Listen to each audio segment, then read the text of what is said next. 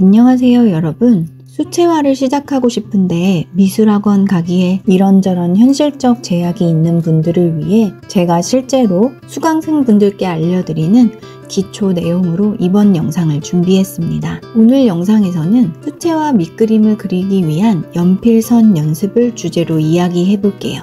먼저 선 연습 얼마나 해야 하는 걸까요? 연필 선 연습이 기초라고 해서 이걸 너무 오랫동안 반복해서 매번 해야 하는 건 아니고요. 제가 알려드리는 6가지 선 연습을 8절 도화지에 이렇게 한 장 채워보시면 간단한 수채화 정도 그리는 데는 충분히 응용이 가능할 거예요. 지금 제가 알려드리는 이 선 연습은 취미생분들 중 수채화나 간단한 드로잉, 어반 스케치 입문자분들을 위한 내용이라는 거 꼭 기억해 주세요. 시간 나실 때 커피 한 잔 옆에 두고 1시간 30분만 투자해 보세요. 그럼 저희 수강생분들처럼 이런 그림도 막 가능하고요. 연습하다가 연필 쓰기가 재밌어졌다고 이렇게 진지한 연필 소묘까지 하게 되실지도 모릅니다. 그림 그리고 싶으신데 나이가 많아서 재능이 없어서 준비가 막막해서 시작 못하고 그림 잘 그리는 사람들 부러워만 하시는 분들이 주변에 너무 많아서 말씀드리는데요. 저는 취미로 즐기는 그림은 예술적 재능을 타고난 사람들이 한다기보다는 시작에 용기를 내고 반복되는 연습과 경험치가 더 중요한 영역이라고 생각합니다. 그래서 취미로 수채화 입문하시는 분들께서 그림 그리실 때 꼭 필요한 부분만 쏙쏙 뽑아서 최대한 쉽고 재밌게 따라오실 수 있도록 신경 써서 구성했어요. 영상 보시면서 학창시절 미술 선생님이 이렇게 재밌게 알려줬으면 내가 미술에 더 소질을 보였을 수도 있었겠다 하실지도 모르니 잘 시청해주세요.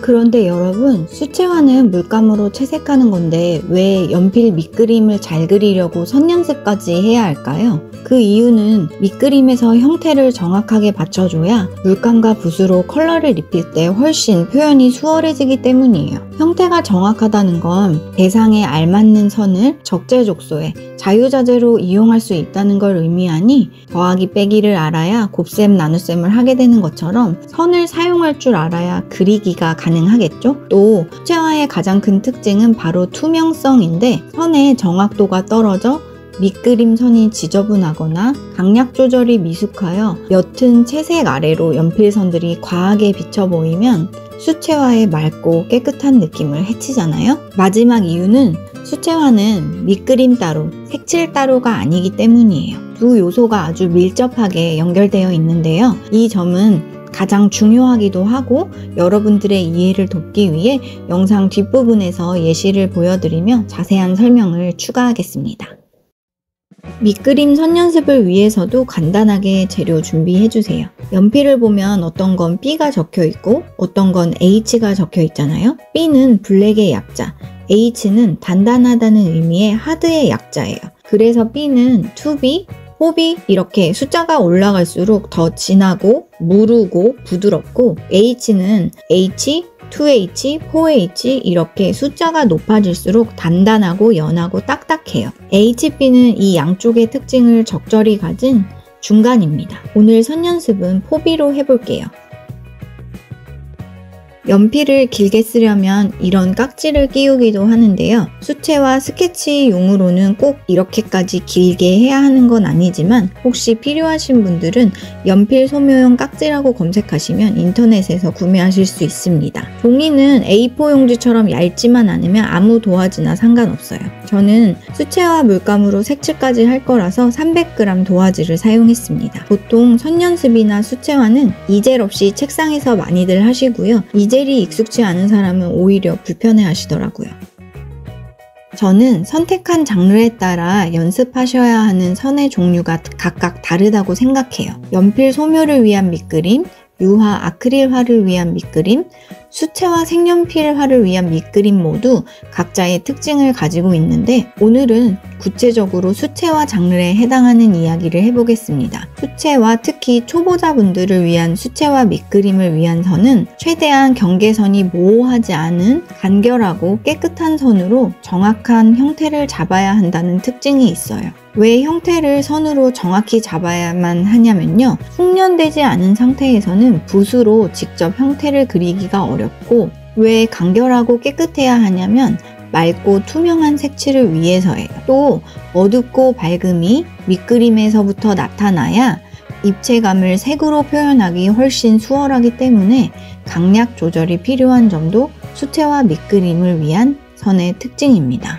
자, 그럼 이제 드는 의문은 어떤 선 연습을 어떻게 해야 할까이지 않으신가요? 제가 지금부터 앞서 말씀드린 수채화 밑그림의 특징을 잘 살리기 위해 수채화 혹은 어반 스케치에 입문하시는 수강생 분들께 실제로 알려드리는 6가지 기초 선 연습에 대해 알려드릴게요. 연필은 글씨 쓸 때보다 살짝 길게 잡고 손끝에 과하게 힘을 주지 마세요. 너무 힘을 주어 하면 손에 땀이 나기 시작하고 연필을 필기할 때처럼 짧게 잡으면 특히 약한 선 그리기에 수월하지 않고 손이 금방 피로해져요. 또 여기서 선 잘 쓰는 팁 하나를 더 드리면 선 그리실 때 손목을 움직이지 마시고 팔을 움직이세요. 그래야 중심이 잡혀서 삐뚤빼뚤한 선이 덜 나오고 나중에 긴 선도 쓸 수 있고요. 선을 쓰실 때는 손이 종이에 떨어져서 팔이 움직이시는 거예요. 안 그러면 나중에 여기가 새카매지고 그림도 지저분해집니다. 가로선을 그릴 때는 종이를 너무 삐딱하게 놓지 말아주세요. 왜냐하면 우리는 직선을 써보는 연습을 하는 거니까. 그런데 너무 불편하시면 살짝만 틀어서 하세요. 이제 가로선 그을 때 딱 3단계로만 명도, 즉 밝고 어둡고를 나눌 거예요. 첫 번째는 손에 거의 힘을 주지 않고 종이에 거의 살짝 터치만 하는 느낌으로 해주세요. 연필의 각도를 가장 많이 세워주면 얇은 선이 나옵니다.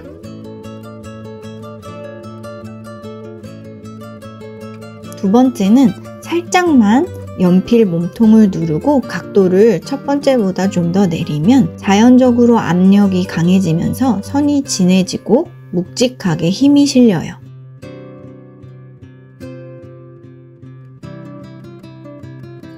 세 번째는 앞에보다 연필을 살짝 짧게 잡고 좀 더 강하게 눌러서 명도 단계 차이를 표현해 보세요.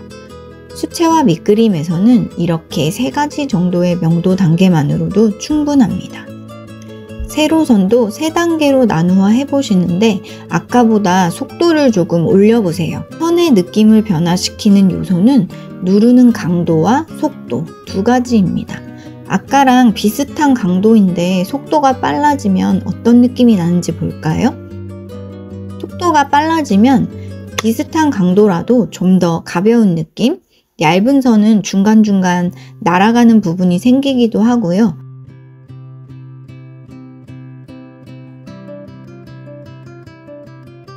이번엔 진한 선에서 속도를 일부러 줄여볼게요. 더 묵직하고 두터운 느낌이 생겨요.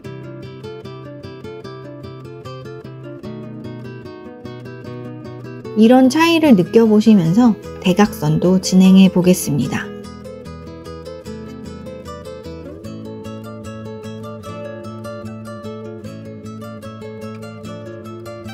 역시나 여기서도 손목을 이용하시면 직선이 안 그어지고 휘게 됩니다. 팔을 움직여서 직선을 그어주세요.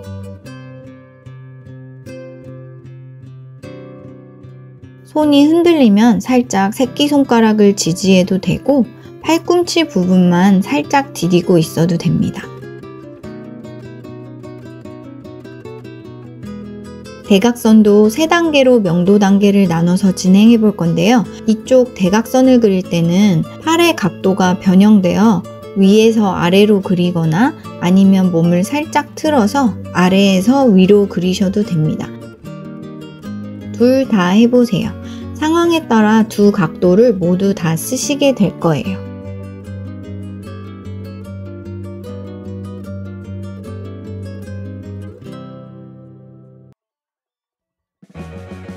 이번에는 짧은 직선 형태로 아래로 내렸다 올렸다를 반복하는데요. 아래로 내릴 때는 강도를 세게 눌렀다가 올리는 선에서는 강도를 약하게 해서 짧은 시간에 손에 힘을 줬다 뺐다 하는 연습을 해볼 거예요.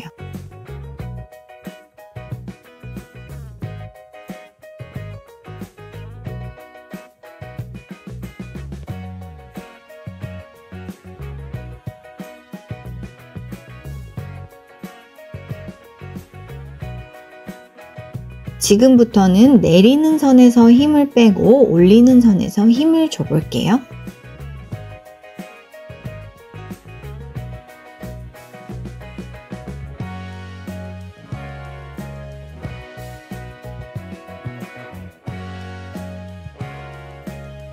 가로 버전이 끝나면 세로 버전도 해보세요.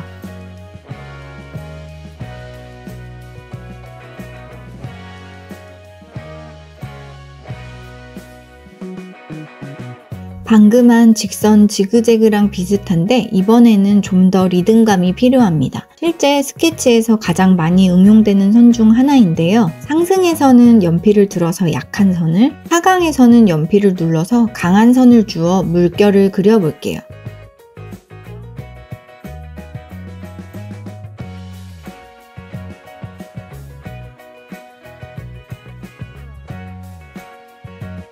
지금부터는 속도를 좀 더 빠르게 해보겠습니다. 제가 선에 변화를 주는 건 강도, 속도 두 가지라고 말씀드린 거 기억나시죠? 이 점 꼭 기억하세요. 세로 방향도 해보는데요. 이번에는 왼쪽으로 들어갈 때 힘을 주고 오른쪽으로 나올 때 힘을 빼볼게요.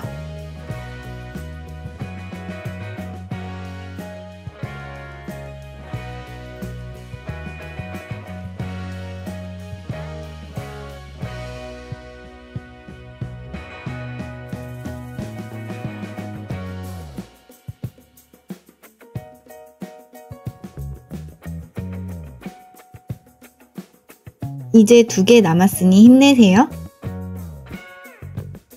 이번 선은 앞코에 힘을 강하게 주고 속도를 빠르게 하여 뒤로 풀 때는 힘을 약하게 해서 살짝 빼버리는 선입니다. 이것도 진짜 쓸모가 많은 선이에요. 촘촘하게 해보시기도 하시고요. 강하게 약하게도 해보세요. 강도, 속도 둘 다 느껴보시기 바랍니다.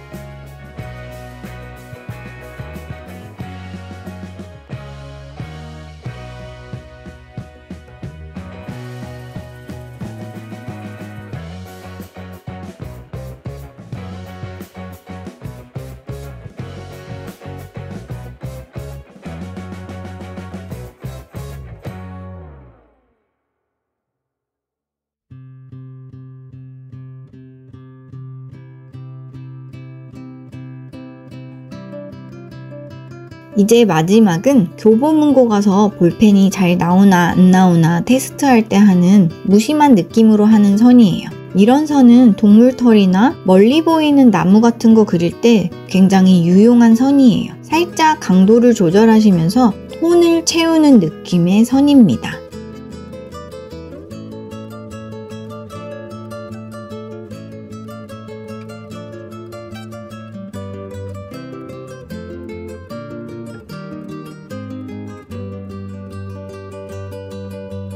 자, 여기까지 취미로 그림 독학하시는 분들을 위해서 수채화에 응용하기 좋은 선 연습 6가지를 엄선해서 해보았습니다. 여러분 귤 좋아하세요? 저는 귤 진짜 좋아해요. 바야흐로 상큼달콤한 귤의 계절이 왔어요. 오늘 함께한 선 연습으로 귤을 스케치로 바로 응용해서 수채화 채색까지 해보겠습니다. 여러분도 연습 후에는 꼭 이렇게 작게라도 응용해 보시는 걸 추천드려요. 혹시 수채화 시작하고 싶으신데 아직 도구가 없으시면 제 지난 영상 고정 댓글 해두었으니 입문자를 위한 수채화 도구 참고해주세요. 막상 응용을 하려고 보니 어디서 강한 선을 쓰고 어디서 약한 선을 써야 할지 감이 안 오시나요? 만약 안 오신다면 제가 알려드리는 게 모든 상황에서 정답은 아니지만 초보자 분들께는 확실히 도움이 되실 거예요. 보통은 내가 강조하고 싶거나 위치상 앞에 있거나 색이 어두운 부분에는 진하고 강한 선을 사용합니다. 반대로 위치상 뒤에 있거나 색이 밝거나 내가 강조하고 싶은 부분의 주변부, 엑스트라 역할에서는 약하고 부드러운 선을 사용합니다.